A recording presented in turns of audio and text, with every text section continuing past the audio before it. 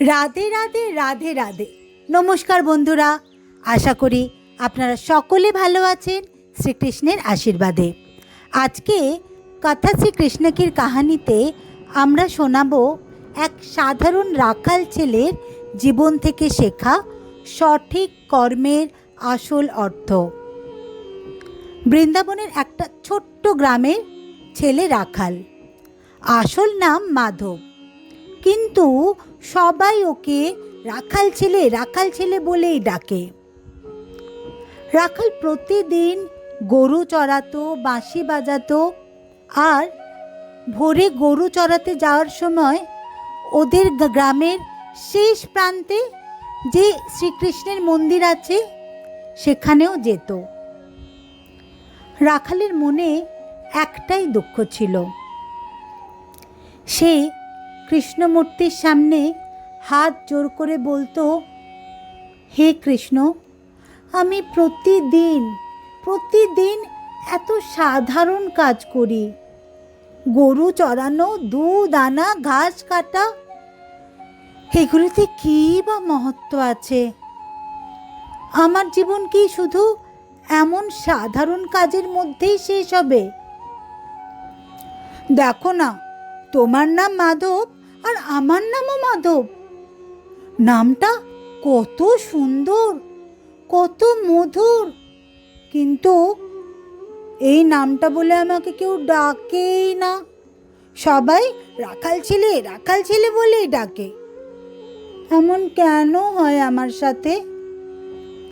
ঠিক এরকমই একদিন রাখালের মনে হলো মন্দিরে শ্রীকৃষ্ণ তার সাথে কথা বলছেন, তার প্রশ্নের উত্তর দিচ্ছেন। শ্রীকৃষ্ণ বললেন, মাধব, কোনো কর্মই কখনো ছোট হয় না। তুমি যাই করো, যদি অহংকার ছাড়া, লালসা ছাড়া, হিংসা ছাড়া করো, তাহলে সেই কর্মই আমার পুজো হয়ে যায়। গরু চড়াও, কিন্তু গরুর প্রতি ভালোবাসা নিয়ে। বন্ধুকে সাহায্য করো, কিন্তু স্বার্থ ছাড়া। বাঁশি বাজাও, আনন্দ ছড়ানোর জন্য। যখন তোমার কাজে ভক্তি, নম্রতা আর সহানুভূতি যোগ হবে, তখন প্রতিটি কর্মে তুমি আমাকে খুঁজে পাবে।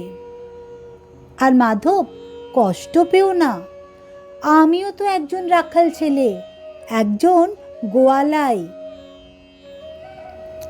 সেদিন থেকে মাধব আর তার কাজকে ছোট ভাবেনি। প্রতিটি কাজে সে শান্তি আর আনন্দ খুঁজে পেত।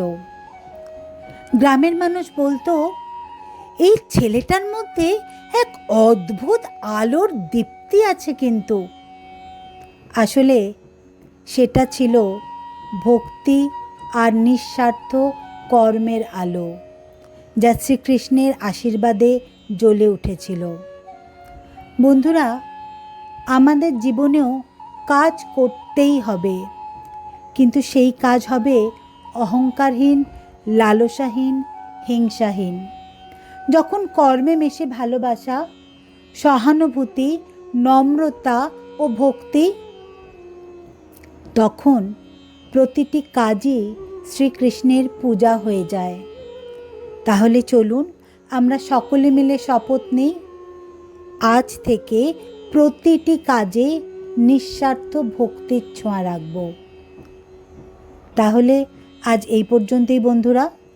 এই রকম আরও এমন শ্রীকৃষ্ণের অন্তঃছোঁয়া গল্প পেতে লাইক, শেয়ার এবং সাবস্ক্রাইব করুন बंगाली यूट्यूब चैनल कथा श्री कृष्ण की, और हिंदी में सुनने के लिए लीला राधे कृष्ण की यूट्यूब चैनल, যেখানে কৃষ্ণবাণী কথা বলে আধুনিক জীবনের ভেতর দিয়ে।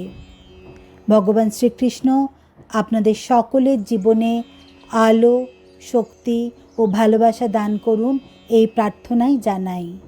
জয় শ্রীকৃষ্ণ। সবাই ভালো থাকবেন, সুস্থ থাকবেন। নমস্কার।